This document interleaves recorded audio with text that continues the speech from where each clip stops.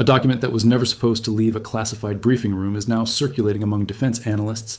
and what it reveals has sent a wave of urgency through Iran's most secure military installations. Portions of a strategic planning framework describing how American special operations forces could physically breach one of Iran's deepest underground military complexes, rather than simply bombing it from above, have surfaced through channels intelligence officials are still working to trace. Iran's response was immediate and unmistakable. Within hours of the leak beginning to circulate, satellite imagery showed a surge of activity at multiple suspected underground sites across the country. Personnel and equipment movement consistent with a military command that has just realized the threat to its most protected facilities is no longer limited to what can be dropped from the sky. You are about to understand exactly what this leaked framework describes, why a ground breach capability terrifies Iranian commanders in ways that airstrikes never fully have, and why the mere existence of this plan may already be reshaping the entire strategic landscape of this confrontation. The leak itself surfaced gradually, the way these things often do, fragments first appearing in specialized defense forms before slowly being pieced together by open-source intelligence researchers into something resembling a coherent picture. What emerged was not, according to officials familiar with the broader context, a complete or final operational order, but rather a strategic planning framework. The kind of document produced when military planners are asked to seriously evaluate whether a physical ground incursion into one of Iran's most heavily defended underground facilities represents a viable option, and if so, under exactly what conditions. Defense officials have neither confirmed nor denied the document's authenticity in any official capacity. A silence that, in a confrontation where every previous major development has eventually received at least some official acknowledgement, is itself being read by analysts as a meaningful signal rather than genuine uncertainty about whether the plan exists. Now you need to understand who is actually behind a planning effort of this magnitude, because the shift from purely airstrike-based operations to serious consideration of a physical ground breach represents a significant escalation in the category of capability being discussed. American Special Operations Forces have spent decades developing and refining the specific skill sets required for exactly this kind of mission. Direct action against hardened facilities in hostile, deeply defended territory. But the specific target set implied by this leaked framework, a facility believed to house some of Iran's most sensitive remaining military assets, after a string of previous strikes degraded so much of its more accessible infrastructure, suggests planning conducted at the highest levels of American military strategy, evaluating an option that carries risk and political weight far beyond any strike conducted purely from the air. You will be very surprised when you understand exactly how long strategic planners appear to have been quietly developing this option, long before the current confrontation reached its present intensity. Before we go further, you need to meet someone, because behind the leaked documents and the satellite imagery of frantic Iranian repositioning is a human reality that rarely receives attention in strategic-level discussions like this one. He is a former Iranian Revolutionary Guard officer, now living outside the country after defecting several years ago, who served for a period at a facility believed to be similar in design and function to the type of target this leaked framework appears to address. In an interview conducted after news of the leak broke, he described a base built with multiple layers of physical security specifically designed to make a ground assault far more costly and difficult than the facility's designers ever believed reaching it from the air would be. "We trained constantly against the idea of bombs from above," he said. "We trained far less against the idea of soldiers walking through our own tunnels. That was supposed to be impossible." Keep him in mind. We will come back to him because his account of exactly what Iranian commanders feared and what they believed they had successfully guarded against is the clearest possible window into why this leak has generated such a visceral, immediate reaction inside Iran's military establishment. To understand why a ground breach capability represents such a fundamentally different category of threat than the strikes Iran has already endured, you have to understand what a facility like this is actually designed to withstand, and where its designers concentrated their defenses. Iran's deepest underground military complexes were engineered, understandably, with their primary defensive investment focused overwhelmingly on withstanding attack from above. Layers of rock and reinforced concrete specifically calculated against the penetrating power of conventional and even advanced bunker-busting munitions. What these facilities were never primarily designed to withstand, according to defense analysts examining the strategic logic behind the leaked framework, is a determined, technically sophisticated ground assault targeting access points, ventilation systems, and support infrastructure that, by necessity, must connect these deeply buried facilities to the surface somewhere, however well concealed and defended those connection points are intended to be. A bomb from above tests the strength of rock and concrete. A ground breach tests something entirely different: The strength of physical security, personnel readiness, and defensive doctrine against an adversary capable of selecting the exact time, method, and point of entry. This is the moment where you need to understand exactly why Iranian commanders have reacted with the urgency reflected in the satellite imagery since this leak began circulating. A facility that believed itself protected primarily by depth and hardened construction now has to seriously reconsider an entirely different threat model, one where the specific vulnerabilities of access points, security personnel rotations, and internal defensive positioning matter as much as the thickness of the rock overhead. Defense analysts note that reorienting an entire facility's security posture around this kind of threat requires not just physical modifications, but a fundamental retraining of personnel who have spent years preparing primarily for an aerial threat. A transition that cannot be accomplished quickly or without exposing significant vulnerabilities during the transition period itself.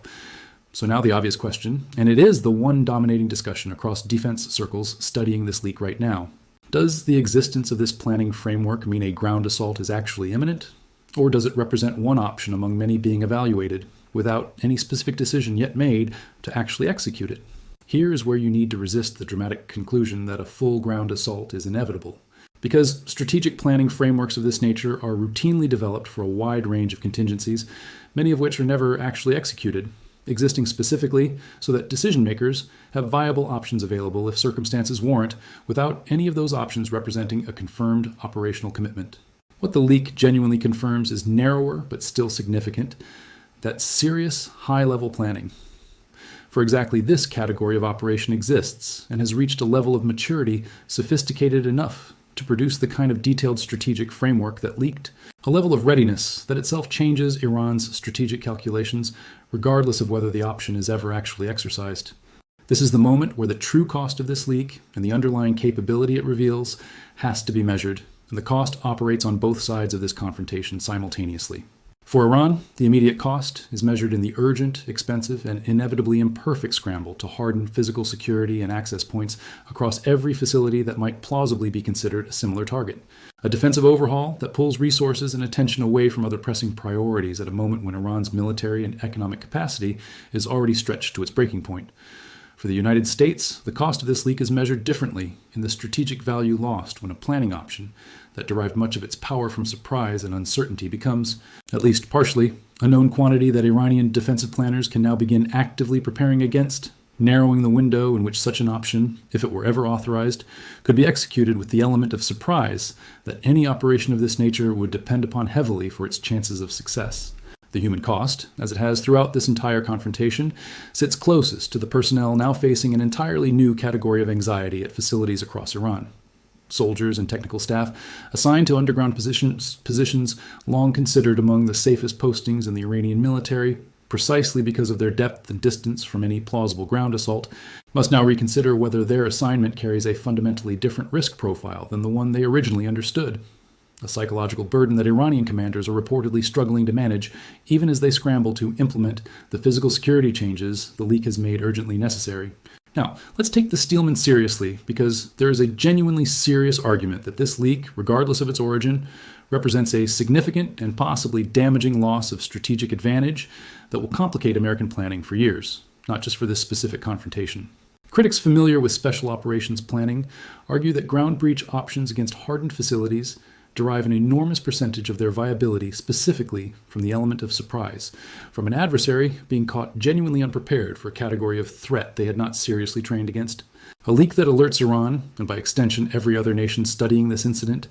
to the fact that this category of capability exists and is being actively planned against exactly this kind of target, fundamentally undermines that advantage, potentially rendering an option that took years of careful, quiet development considerably less viable at the exact moment it might have been most valuable. But here is where the wall of reality comes in, and it comes in with a different kind of strategic logic than pure operational secrecy would suggest. Some defense analysts argue that the psychological and deterrent value of Iran, now knowing this capability exists, forcing an expensive, disruptive, and inevitably imperfect security overhaul across every facility that might plausibly be a target, may actually serve American strategic interests nearly as effectively as the option's eventual execution would have, without requiring the significant risk to American personnel that an actual ground breach operation would inevitably carry. A leaked plan that forces an adversary to spend enormous resources defending against a threat that may never actually materialize, achieves a meaningful strategic effect at a fraction of the cost and risk of the operation itself, an outcome that, however unintentional the leak may have been, is not without its own strategic value. Now watch what happens next, because a leak of this significance does not stay contained to defense forums and satellite imagery analysis for long. The first domino is Iran's own internal security apparatus, which now faces the delicate and urgent challenge of investigating how such sensitive information about American planning came to be discussed in circulating documents in the first place. An investigation that inevitably raises uncomfortable questions about the reliability of Iran's own intelligence collection and analysis capabilities, given how significant a strategic development this appears to represent. The second domino is the broader special operations and defense planning community across allied nations, where officials are reportedly reassessing their own operational security protocols in light of how a planning framework of this sensitivity managed to leak at all. A review that extends well beyond this single confrontation into the broader question of how allied militaries protect the most sensitive category of strategic planning from exactly this kind of exposure going forward. The third domino runs through Iran's remaining underground facilities nationwide, where the security overhaul triggered by this leak is reportedly consuming resources and attention at sites that may have had little to do with the original leaked framework at all, a defensive posture shift so broad that some analysts describe it as effectively degrading the operational readiness of multiple facilities simultaneously, an unintended but strategically significant consequence, extending well beyond whatever single target the framework may have originally concerned. The fourth domino stretches into the diplomatic sphere, where the revelation that ground operations were being seriously planned rather than purely aerial strikes has reportedly generated renewed unease among allied nations already anxious about the trajectory of this confrontation. Aware that a physical ground incursion into Iranian territory represents a fundamentally different and more escalatory category of military action than the strikes conducted so far, carrying implications for international law and regional stability that pure airstrikes, however devastating, have not carried in quite the same way. And then there is the fifth domino, the quiet one,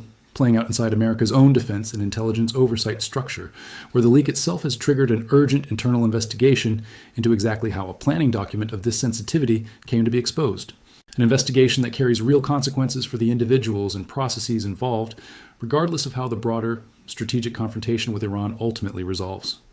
While all of this plays out, the most consequential fallout may once again be unfolding inside Iran's own political and military leadership, where the psychological impact of learning that ground operations were being seriously evaluated against facilities long considered safe by virtue of their depth and concealment has reportedly generated intense internal debate about whether any category of hardened facility can still be considered genuinely secure against a determined, technically sophisticated adversary willing to consider every available option. Independent Persian language outlets operating outside Iran describe growing anxiety among military planners about a strategic reality that this leak has forced into the open, that the entire concept of a permanently secure sanctuary, whether from the air or from the ground, may no longer exist in any meaningful sense against an adversary with this level of capability and this level of patience. Let's go back to the beginning, to the former Revolutionary Guard officer who spent years training against threats from above while never seriously preparing for what this leak now suggests was being planned from within. In the time since news of the leak broke, he describes a strange, unsettling clarity about a fear.